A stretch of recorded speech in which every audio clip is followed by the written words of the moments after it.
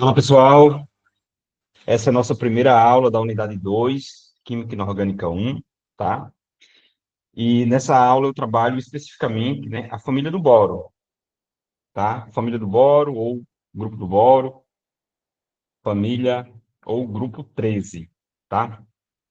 Então, nessa família do boro, nós temos boro, alumínio, né, galho, índio e talho. Então, essa é a nossa primeira aula, unidade 2, tá? E nessa aula de hoje, o que é que nós vamos trabalhar, né? O grupo do boro, né? Boro, alumínio, galho e talho, né? Falar sobre os elementos, né, que compõem esse grupo e algumas características químicas desses elementos, né? As formas de ocorrência, né? Como é que a gente encontra esses elementos na natureza, né? Como é que se obtém e se extrai esses elementos, né? A partir de seus compostos. Vou apresentar também alguns compostos, apesar que esses compostos, né, eu listei melhor no material em PDF, né, e apresentar algumas aplicações desses elementos e seus compostos, né, principalmente aquelas que têm mais visibilidade no cotidiano, né, e aplicações tecnológicas, aplicações industriais, aplicações que estão diretamente relacionadas com a atividade humana, tá? Bom, então, família do boro, né? É a primeira família, o primeiro grupo aqui do bloco P. Então, nós já estudamos o hidrogênio, né? Estudamos os metais alcalinos, alcalinos ferrosos, né? Que compõem ali o bloco S, tá? E hoje nós vamos dar um salto aqui nessa parte interna da tabela, né? Que são os elementos de transição externa e interna, tá?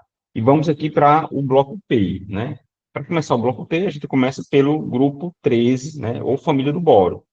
Os principais aqui, boro, alumínio, galho e talho, tá? Nós temos elementos com diferentes características, né? O boro é um não metal, o alumínio já é um metalóide, né? Que tem características intermediárias, né? Galho, índio e talho já são metais, tá? Bom, a química desses elementos, né, é uma química um pouco diferenciada, né? Quando a gente desce no grupo, as características químicas vão mudando, né? Inclusive aqui até o tipo, né, de estrutura que nós encontramos, né? O boro é um metal, o alumínio já é um metal, né? Galho e metal já são metais. Então você já percebe pela própria organização dessa coluna, né, ou desse grupo, né, uma característica diferenciada, diferente entre os elementos, né? E como é marcante em todo o grupo, né, o primeiro elemento aqui do grupo, né, que está lá na cabeceira do grupo, ele apresenta uma química diferenciada, né? No caso aqui, o boro, tá? Bom, professor, mas por que que esses elementos, né, eles compõem o mesmo grupo? Porque eles apresentam a mesma distribuição eletrônica na camada de valência, tá? A camada de valência, né, para esses elementos, né, é ns2, np1. Então, todos eles terminam em ns2, np1. Por conta desse motivo, certo? Esses elementos são colocados na mesma coluna da tabela, ou seja, no mesmo grupo ou na mesma família, tá? E aqui eu trago a distribuição eletrônica de dois desses elementos, né? O alumínio, que é um elemento muito importante, né? E o galho, que também tem uma grande importância, e eu coloco os dois para poder fazer uma pequena diferenciação em termos de distribuição eletrônica, tá? Aqui o boro tem número atômico 5, né? O alumínio, número atômico 13, e o galho, número atômico 31. Só inverter o número, tá? Então, alumínio, né? Distribuição eletrônica, NS2, desculpa, 1S2, 2S2, 2P2, ou 2P6, 3S2 e 3P1. Então, está aqui a camada de valência para o alumínio, né? 3S2, 3P1. Quer dizer o quê, né? O alumínio, né, está aqui, apresenta essa camada de valência, 3 elétrons de valência, e o alumínio está aqui no nível 3, ó, no nível ou período 3, que é o período aqui do sódio, tá? Se vocês olharem aqui o período, que está o sódio e o alumínio, é o 3. Ou seja, né, ele tem 3 bordas, ou 3 níveis, onde a gente pode encontrar os elétrons, tá? O galho, né? Distribuição eletrônica. 1s2, 2s2, 2p6, 3s2, 3p6, 4s2, 3d10, 4p1. Camada de valência, 4s2, 4p1, certo? Tem 3 elétrons de valência. Mas percebeu que tem aqui, ó, uma camada com um orbital D preenchido, 3d10, tá? A presença de orbital D, né, na distribuição de elétrons do galho, faz com que ele tenha algumas características eletrônicas diferentes, né? Principalmente em termos de núcleo de oxidação, eletronegatividade, que são alguns efeitos, né, que eu vou apresentar para vocês hoje aqui e que a gente já conversou na aula de ontem, né, na resolução de exercícios, tá bom? Bom, esses elementos, né, boro, alumínio, galho e itário, principalmente aqui boro e alumínio, né, apresentam uma grande variação, né, de abundância nas rochas, tá? Nos oceanos e na atmosfera. Por exemplo, o alumínio, ele é muito abundante, tá? Dentre esses elementos aqui, ele é o mais abundante que tem, né? E o principal mineral que contém alumínio é a bauxita, né? Que é um óxido hidratado de alumínio, tá? Em mistura com outros materiais, tá? O boro, por sua vez, ele já é pouco abundante, tá? Ele é muito parecido aqui com o lítio, com o berílio, porque a geração ou a produção, né? A origem do boro, né? A origem do boro é uma origem que é um pouco dificultada por conta da característica de formação desse elemento, né? Por um processo nuclear chamado de nucleossíntese, né? A nucleossíntese do boro, ela é um pouco dificultada por conta que o boro ele é pulado na nucleossíntese, né? De berílio para carbono. Então, a nucleossíntese estelar, né, que acontece nas estrelas, para o elemento químico boro, né, ela apresenta essa anomalia. Então, ele é polar, tá? Por isso que ele existe em pequena quantidade. Mas o boro, né, apesar da pequena quantidade, ele existe na forma de compostos, né? Dá para extrair e isolar o boro, tá? E o boro, né, apesar dessa pequena quantidade, e aí, consequentemente, ele tem um valor agregado muito alto, ele é um elemento extremamente importante para diversas aplicações, né? Ele, por ser leve, né, mais leve do que o alumínio, tá? E muito resistente, ele apresenta aplicações modernas, né, aplicações avançadas, aplicações de alta tecnologia, como, por exemplo, na fabricação de peças de aeronave. Então, ele agrega, né, ela agrega propriedades mecânicas interessantíssimas, né, na composição na fabricação de materiais para aplicações mais avançadas, tá? Tá, ok. Então, o boro, né, como eu falei para vocês, ele é pulado aqui na nucleossíntese, porque quando a gente pega berílio, né, a queima de berílio ou a fusão de berílio com núcleos de hélio, né, que são partículas alfa, né, com o número de próton 2, então, berílio com dois prótons vai pular o boro e vai para o carbono, que tem número atômico 6, tá? Então, você fusão de berílio com núcleo de hélio, né? Berílio tem 4 com 2 vai dar 6, né? Aí pula o 5, que seria o boro, o boro. Então, o boro é pulado nessa nucleossíntese estelar. Aí existem outras teorias, né, de explicação, né, de onde vem a origem do boro, tá? Os demais elementos têm abundância decrescente, né, com o aumento do peso. Então, à medida que vai descendo aqui, né, vai diminuindo a abundância desses elementos por conta da sua baixa estabilidade nuclear, tá? Então, os núcleos desses elementos são instáveis e ele acabam se transformando, né, em outros elementos químicos mais pesados. Tudo bem? Aqui só um apanhado geral sobre a abundância desses elementos na natureza, tá? Ok. Em termos de propriedades químicas, né, existem algumas tendências que são bem distintas dentro do próprio grupo, né? O grupo guarda uma particularidade, uma semelhança muito forte, que é essa aqui, a camada de valência, né, NS2NP1, mas eles são muito distintos, né? Por exemplo, né, o boro, o boro, ele apresenta uma química muito mais parecida com a do silício, tá? Então, ele tem uma capacidade de formar grupos, né, cadeias longas, né, que a gente chama de cadeias poliméricas de boro, né, muito similar ao que acontece com os átomos de silício, que formam o que a gente chama de grupos silanóis, tá? Então, a química do boro é mais similar, mais parecida com a química do silício do que com a química do próprio alumínio, que está ali no mesmo grupo, tá? Então, essas particularidades, né, de tendências distintas, podem ser melhor interpretadas, levando em consideração o raio e a configuração eletrônica, né? O boro aqui é o menor de todos, tá? O boro número atômico 5, né, ele é bem pequeno, tá? Ele tem só um S2, dois S2, dois P1, então só tem dois níveis, tá? Só tem dois níveis, então o tamanho dele é pequeno. Por ser pequeno, ele apresenta uma química diferenciada, tá? E a configuração eletrônica. O boro, ele forma compostos sem completar o octeto, então isso é uma característica que faz com que ele tenha uma química muito particular. Tudo bem?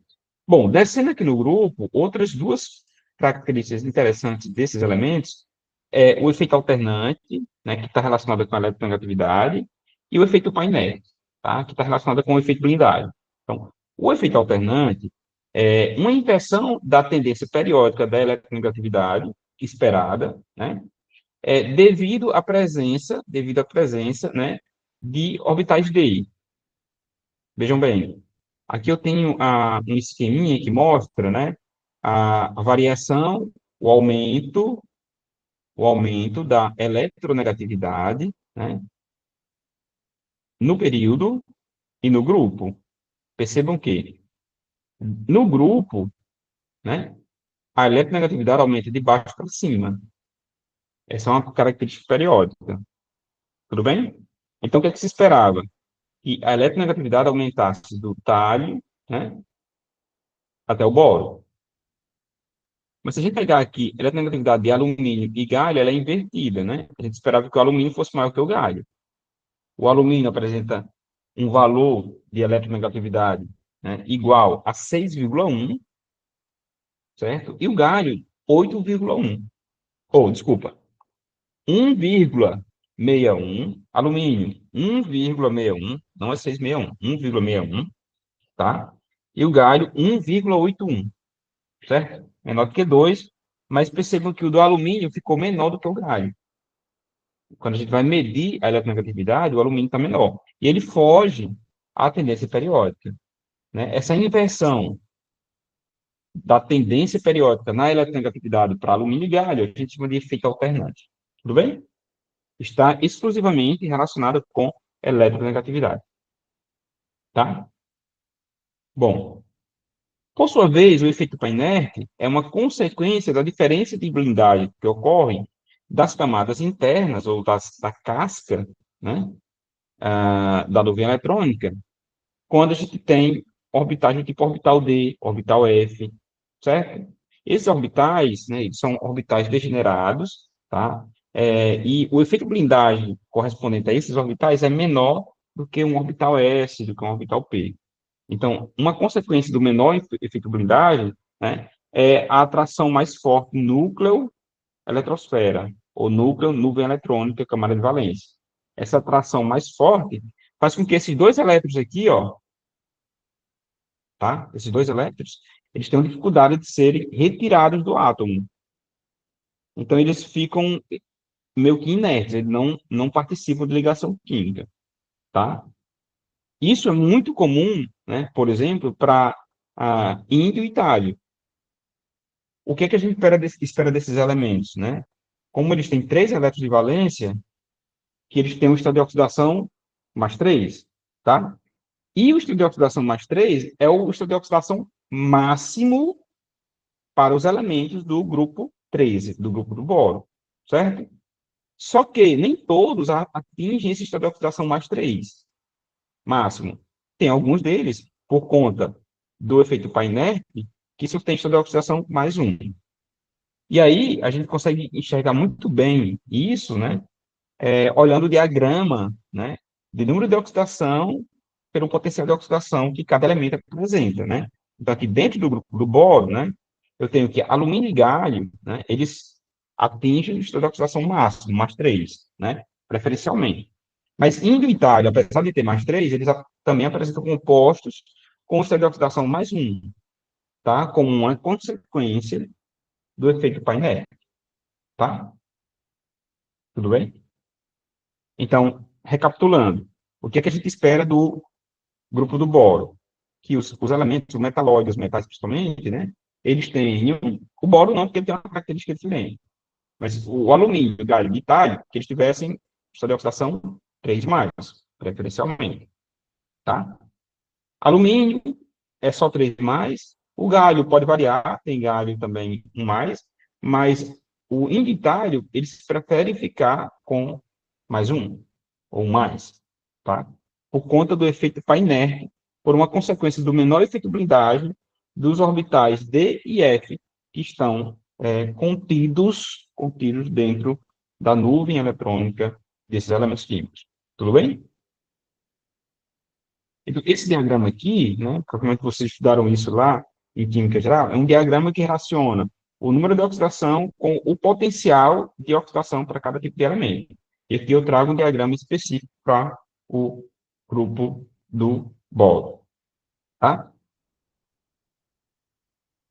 Bom, vamos falar um pouco da química do boro, né? Eu já até adiantei um pouquinho no slide anterior. Então, o boro, né, apresenta um pequeno raio atômico, tá? E por conta disso, ele tem um comportamento diferenciado. E existe, inclusive, um efeito chamado efeito diagonal, que mostra uma maior similaridade entre o boro e o silício, tá? Então, por exemplo, né, os óxidos de boro e silício, né, nesse caso aqui, o trióxido de boro e aqui o dióxido de silício, né? Aqui é o óxido de boro e aqui é a sílica. Esses dois óxidos, eles são óxidos ácidos, tudo bem? São óxidos ácidos. A superfície desses sólidos, são materiais sólidos, né? Se você medir a acidez da superfície, é uma acidez ácida, né? É uma medida ácida. Por sua vez, o óxido de alumínio ele é anfótoro, tá? Ele vai se comportar ou como ácido ou como base, depende muito do meio que ele está contido. Então, a química dos óxidos, né, de boro é mais parecida com a química do óxido de silício do que do próprio óxido de alumínio, que está aqui dentro do mesmo grupo, tá? Aqui é óxido. Vamos pensar agora no elemento. O boro e o silício formam uma estrutura do tipo poliméricas, óxidos poliméricos, tá? Então, é possível conectar diferentes átomos de boro, formando uma macromolécula, uma macrocadeia, tá? É muito similar ao que acontece com o silício, tá? O silício forma estruturas, né, grandes, né, grandes cadeias de silício, tá? Através de um modelo de ligação chamado ligação através dos grupos cilanóis, que é essa estrutura básica aqui que, do ponto de vista microscópico, que nós usamos para fabricação do vidro. Então, se você for pensar o vidro do ponto de vista microscópico, nós temos no vidro grandes cadeias, né, de silício ligados através de átomos de oxigênio, tá? Tetraído de silício conectados, né, entre si através de átomos de oxigênio. Isso aqui são grupos que nós chamamos de grupos silanóis.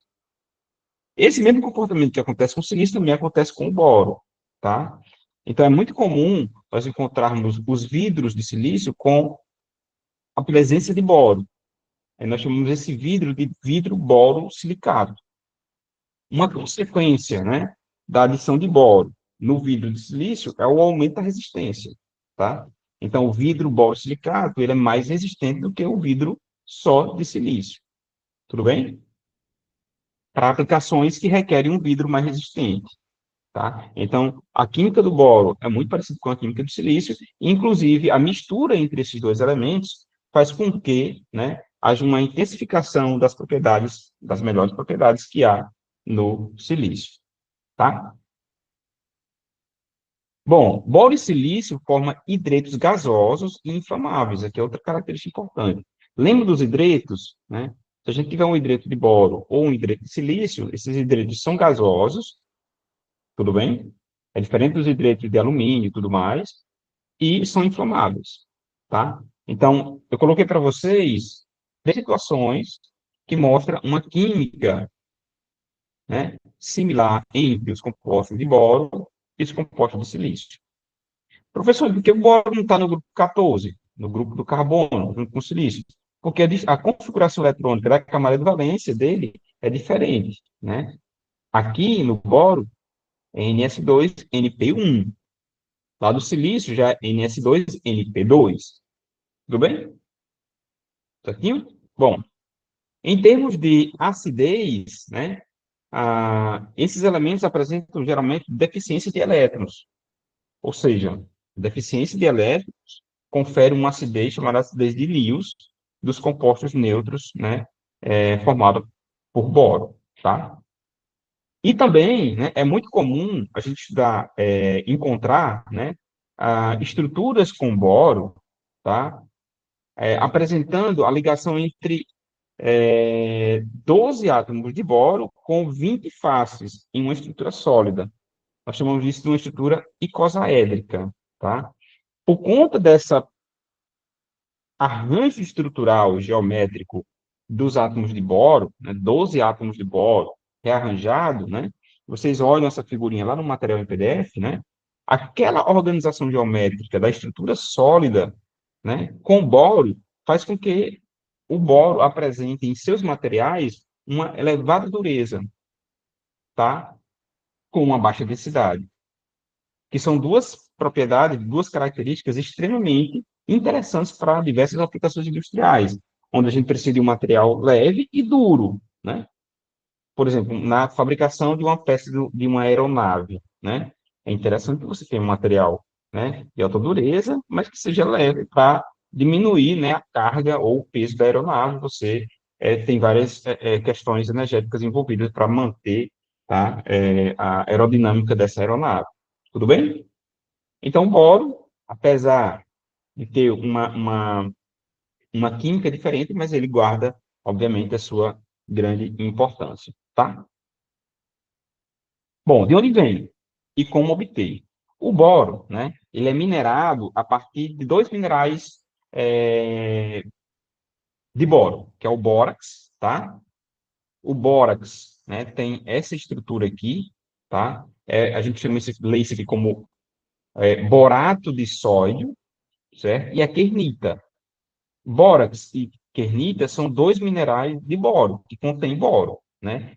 Dos quais, né, a gente minera, extrai, faz a mineração, faz o processo industrial até a extração do boro. Tudo bem?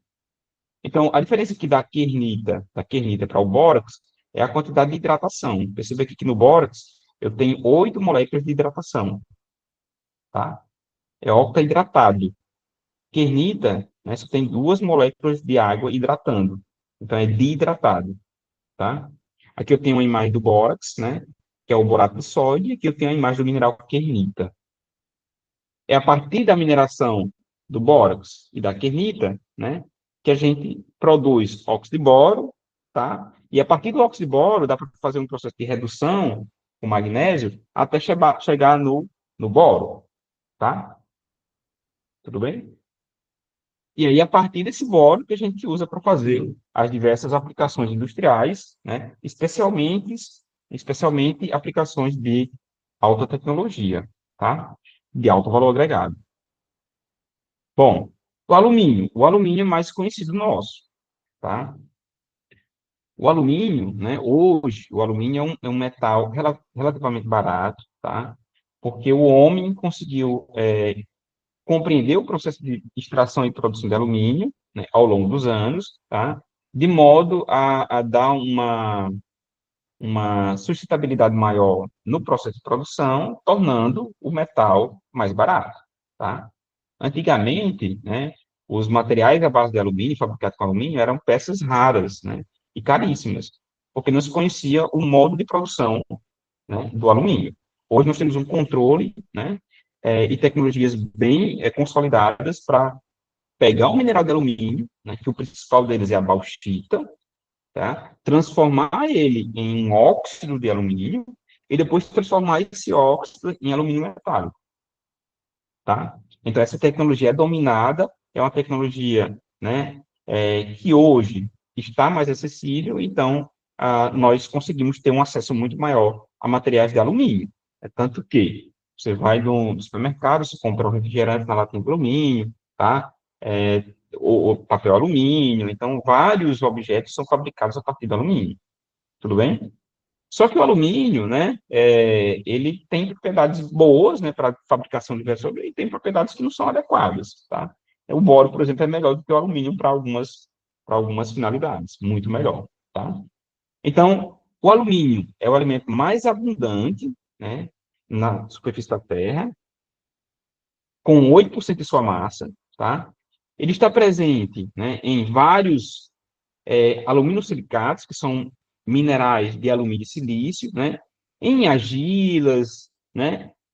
Em outros minerais de alumínio, como o rubi, safira, o coridon, o esmeril, mas o mais presente mesmo, né, é a bauxita. Bauxita é um minério, né, que contém alumínio, e esse minério, quimicamente, ele é um hidróxido de alumínio hidratado, tá? Então, é como se fosse um óxido de alumínio hidratado, que é um hidróxido de alumínio. O que é que a gente faz com esse hidróxido de alumínio, né?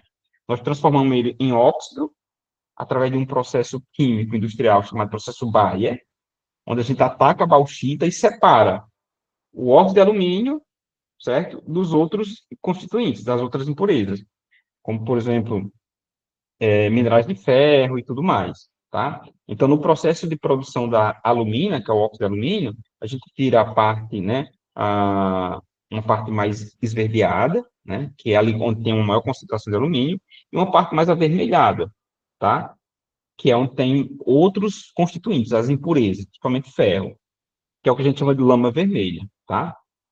E aí, geralmente é uma razão 1 para 1. Quando você pega lá 1 tonelada de bauxita, né, metade vai é aproveitada como alúmina, né, ou alumina, e outra metade é lama vermelha, tá? Nesse processo industrial, né, a gente ataca a bauxita com uma base, o hidróxido de sódio, tá?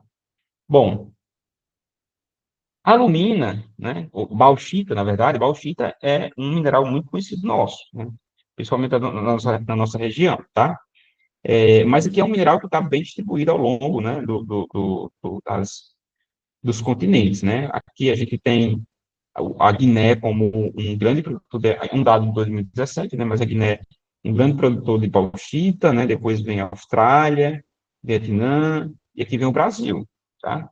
O Brasil é um grande produtor de bauxita, né? Essa bauxita, né, tá, tem uma concentração maior na região do Pará, região de Carajás. Ela é minerada lá, né? Faz um pré-tratamento físico, minerar, aí vai moer, peneirar, é transportado para São Luís, e em São Luís ou vende a bauxita in natura, ou faz o processo industrial, né?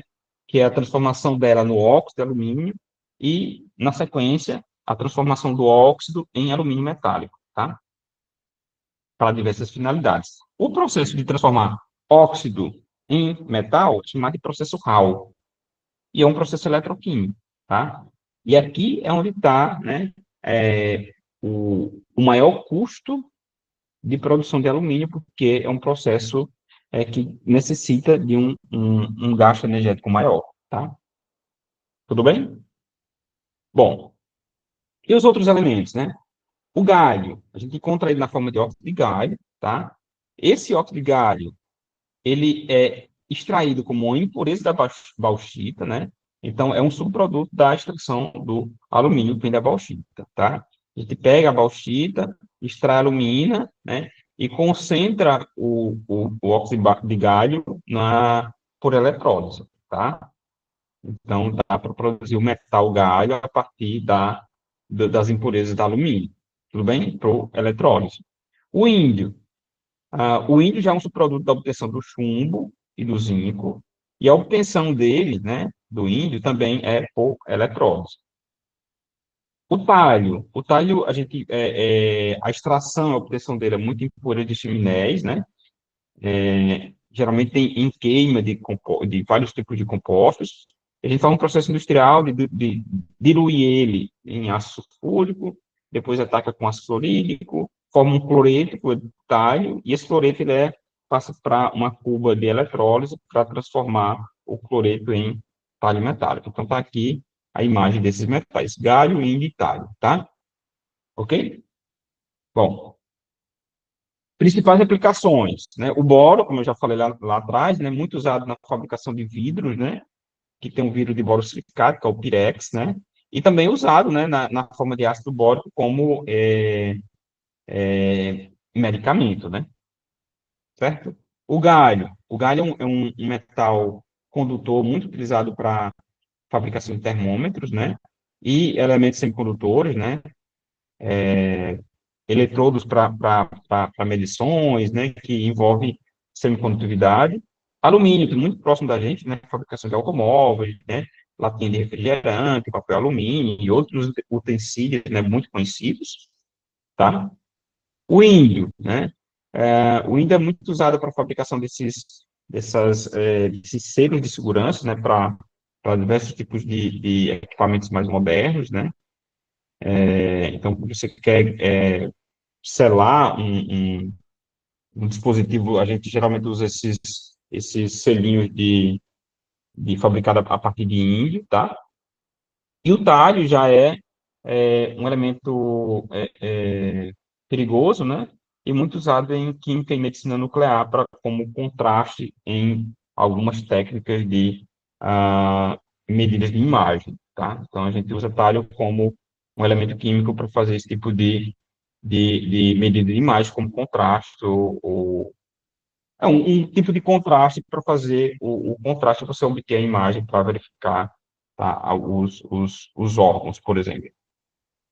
Ok? Então, de modo geral, né, eu apresento para vocês essas aplicações, são as principais. Vocês podem abrir o livro, tem muito mais, tá? No material em PDF, vocês vão encontrar compostos de boro, compostos de alumínio, como por exemplo, os óxidos, tá? Os haletos, os nitritos, tá? Então, vão encontrar uma série de compostos com todos esses elementos para que vocês possam, né, se aprofundar um pouco mais e conhecer a química desses compostos, tá? Outras informações vocês podem, né, encontrar, além do material em PDF, né, encontrar nos livros, né, que vocês têm disponível na biblioteca, e se aprofundar um pouco mais na química desses elementos e seus compostos. Bom, uma mensagem: tenha em mente que tudo que você aprende na escola é trabalho de muitas gerações. Receba essa herança, honre-a, acrescente a ela e, um dia, fielmente, deposite-a nas mãos dos seus filhos, tá? Então, essa é uma construção, tá? E essa construção passa por todos nós. Então, vamos construir, né, e acrescentar, depositar, tá, essa herança para as novas gerações. Tudo bem? Então, essa foi uma aula geral, né, com uma pegada mais de revisão, e desejo bons estudos e até a próxima aula.